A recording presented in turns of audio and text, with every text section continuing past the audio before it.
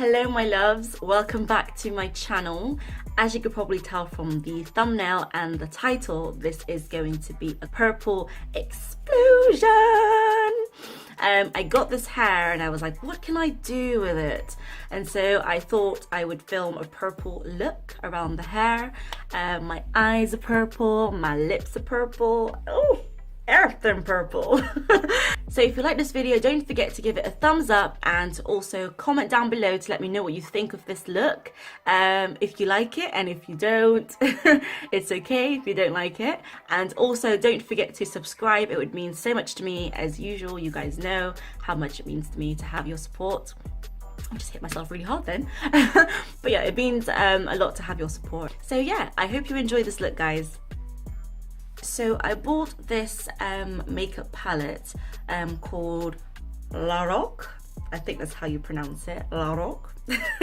Look how many shades there are. Oh my gosh. Oh. So yeah, it's got 120 shades and they're so bright. I can't wait for the amount of looks that I'm going to create with this. So my loves, all the products that I use in this video will be down in the description box if you want to check that out. I shall leave you to enjoy the video.